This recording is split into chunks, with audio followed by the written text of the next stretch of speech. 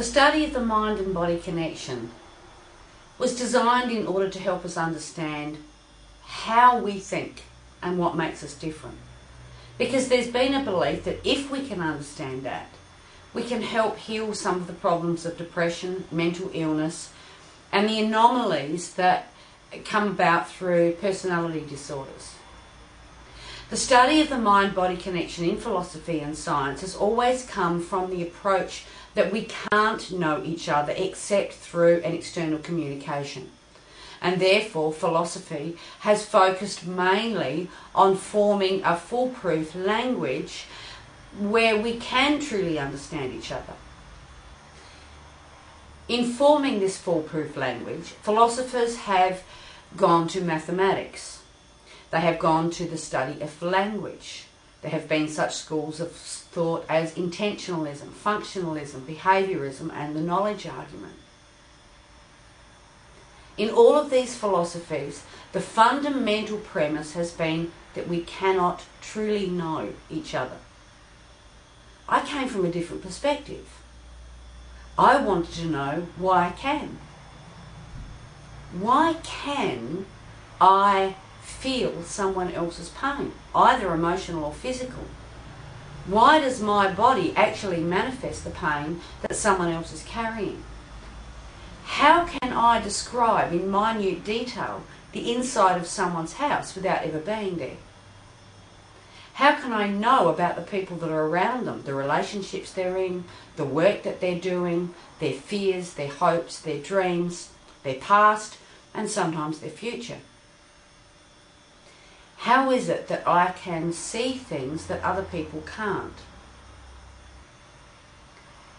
My search over 40 years has been to take the mysticism out of this energy. Because in the past, it was branded as something evil, not a gift, as something to be questioned, or as a focus or an indicator of a mental disorder. And so when I approached the mind-body connection, I didn't approach it from the perspective that we can't. I have approached it in completely the opposite direction to standard philosophical science, and that is that we can. Now obviously for people who haven't experienced psychic phenomenon or the connection with other people, this can seem like fantasy, science fiction, or the world of illusion. All I can do is describe a little of what it is like to be connected to someone psychically or to be able to pick up their energies. Every person has a life force or an aura around them. Now science knows that we have an electromagnetic field. Anyone that's experienced static electricity from artificial clothing or from another person knows that electrical currents can transfer between bodies, will travel through the air. Within this life force is more than electromagnetic energy. It has a weight, it has a feeling, it has a resonance or a vibration. And what I explain to people is that I tune into their frequency, to their vibration. In effect, I tune my life force, my radio frequency, into theirs so that I can receive the information that they carry. Now it feels a little like sound, as if there's an invisible sound wave that they carry that I can hear, and yet it isn't. Within that life force or that aura is information.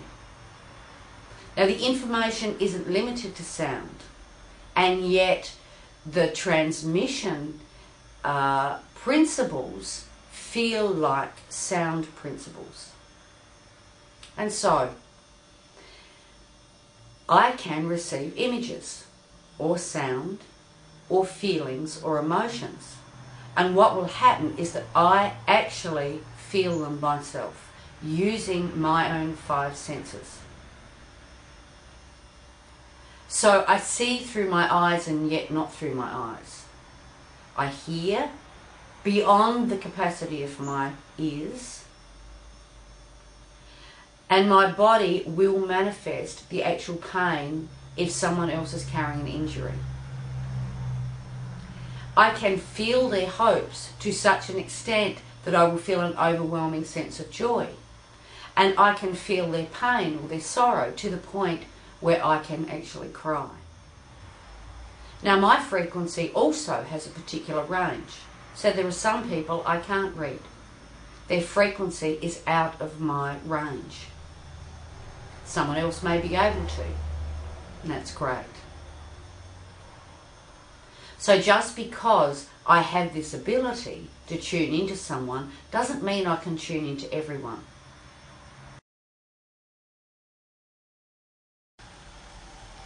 The only reason I can do these things is that I have extended my innate human abilities, the same abilities that every human being has on this planet.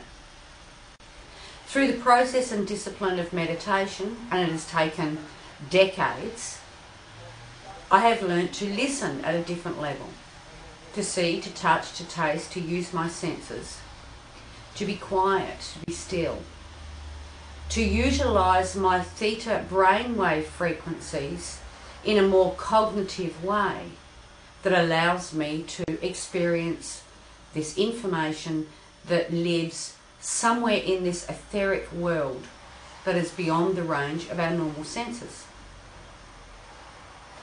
But in fact, every single human being has these same abilities. Have you ever had a gut feeling that someone that you love is in trouble? Have you ever been thinking of a friend and then bumped into them down at the street? Or the phone's rung and you know who's on the other end? A mother has a particular connection to a child, and talk to any mother that's breastfeeding, and she'll know when her baby is hungry, even when the baby isn't around. We are all connected by something other than the physical, electromagnetic and chemical properties that are propounded by science. There is something else that is a part of us. A few years ago, a detective was interviewed on the Oprah show. The detective had made it his business to investigate 1,000 victims of crime, and he reported that in every single incident, that victim experienced a sense of unease before the event happened. The detective said to everyone, now, if you were a deer in a field, happily eating grass, and there was a lion who was out to eat you in the perimeter, you wouldn't stand in the middle of the field and say, oh, that's my imagination. You would run. And the detective talked to the audience and said, we have forgotten to trust our instincts. Now, whether you call this psychic energy, or something magic, or simply part of our instinctive nature, there is something else that is a part of us that is beyond the physical cells, blood vessels, skin, bones, and body. And this energy seems to be like radio waves, sound waves, information that floats around in the etheric that we have the ability to tune into and receive. Not only are we receivers, but we also transmitters of this energy. We can be sending out a prayer to someone or be thinking of someone and they will ring us. At some level, they have received our message.